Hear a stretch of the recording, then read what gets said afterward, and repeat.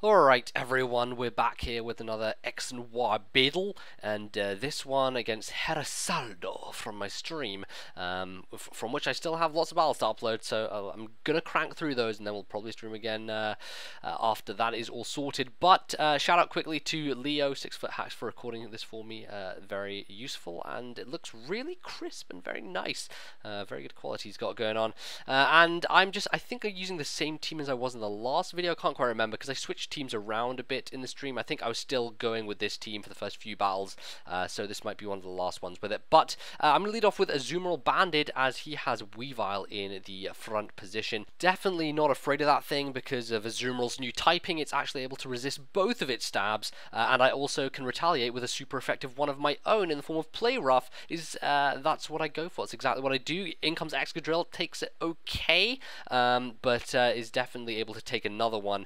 Now he stays in and goes for the Rock Slide, which I guess he was predicting me to go to either Charizard or Noivern to dodge an Earthquake. But honestly, at that point, after I done about half, and I'd also lowered his attack, I didn't feel too threatened by this Excadrill. I thought that Azumarril staying in would be perfectly fine. I actually dodged the Rock Slide, which kind of helps me out a little bit because it means I don't take as much damage and I have more HP to work with later on, and then take the Earthquake pretty nicely, to the point at which I can finish him off with a third Play Rough. Now he decides to go into Mega T-Tar here. I didn't really feel like switching. I didn't feel I was too threatened. I didn't think he would kill me with anything barring like a banded Stone Edge, so I thought I was pretty okay to stay in and go for the banded Play Rough again. And it turns out that even with Mega T-Tar's boosted defenses to 150, still can't take it. I guess he wasn't invested in defense, but it's a banded Azumarril's Play Rough, man. This thing is powerful, so yep, not even Mega T-Tar can stand up to Azumarril. It's such a massive threat this gen, holy shit. But now I see Gengar. What do I do when I see Gengar? I tick off my Gengar instinct, which is going into Chestnut to take every single thing this thing has, and the funny thing is he's running a subset, so his options are immediately even more limited than a normal Gengar would be. Now, my opponent, I should take note here for the narration, was not aware that any of his moves would work against Chestnut. I guess he hadn't come across one before, but he tries to Sludge Bomb, he fails, and I get up a free substitute, and then he proceeds to go for a Shadow Ball, I think, on the next turn, and that will also fail because, of course, I'm not affected by it.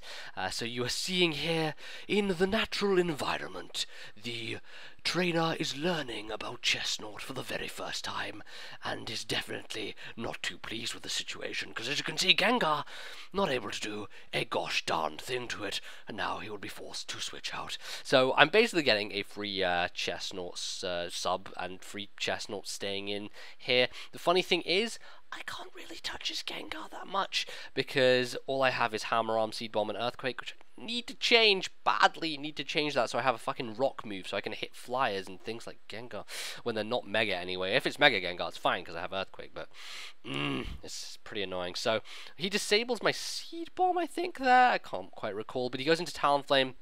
I go for Earthquake, predicting him to switch into something. He ends up going into another thing that doesn't sit on the ground, which means that I am basically forced to switch here. I can't do much to the Talonflame, and he can also kind of set up in my face with Swords Dances and Bulk Ups, depending on which one he's running, if he's running those. Alternatively, he could be banded and just scare me anyway. So I'm going to go straight into T-Tar to either take one of those hits or to be able to, retaliate with a Stone Edge, whatever. He ends up going for the Tailwind, which is really interesting and actually a really cool move to carry on Talonflame. It works, similarly to how Tornadus ran it last gen, and it works really well for team support. So goes into the Azumarril. This thing's definitely going to be faster than me now because of the Tailwind. I ended up going for the Crunch because I didn't want Stone Edge missing, and I thought the Crunch would do decent enough damage to the Talonflame anyway if he wanted to stay in.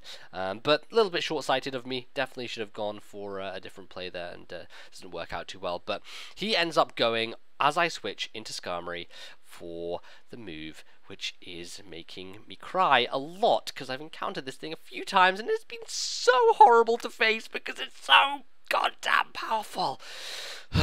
Belly Drum Azumarril, people. Belly Drum Azumarril. Now he's carrying Leftovers and not Citrus, which you know, in this situation, maybe citrus. Well, you know what? Actually, no. I think that leftovers is definitely better for my situation because it means that he doesn't have the extra amount of HP, and I have an easier chance of killing him. But as you can see, ladies and gentlemen, I lived the first Aquajet because I'm a fucking Skarmory with max defense and HP, but I don't kill him with the Steel Wing, and neither does the Sandstorm. And now he's at like a tiny amount of HP, and he can. It was bad. This is bad.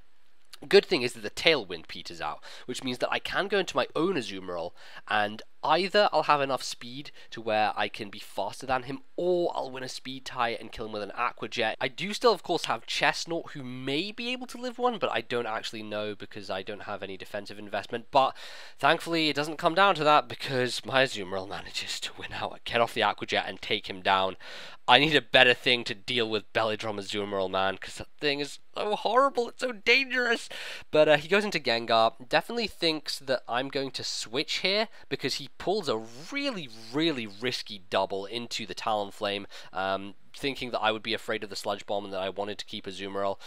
I get a free kill on Talonflame, I'm not complaining, and then Gengar almost dies to an Aqua Jet as well, so that one play there really cost him heavily. If he'd stayed in and just Sludge Bomb, his Talonflame would still be alive, and he definitely could have used that thing for later, because it's a massive threat. Talonflame always a threat. So now he is basically at the mercy of my Noivern. It is going to be faster than Gengar, and I can hit him with my most accurate move, which is Flamethrower, and thankfully at that point he's at a low enough HP that I will be able to one-shot him. And now it goes into Weavile. Weavile definitely something that I've not seen at all this gen. I hardly saw it in 5th gen either, but you know, it's got that niche going for it. It's powerful priority with Ice Shard and stuff, but I definitely didn't want to switch there because there was the potential of him Swords Dancing or substituting or something if I switched, and I just didn't want to deal with it.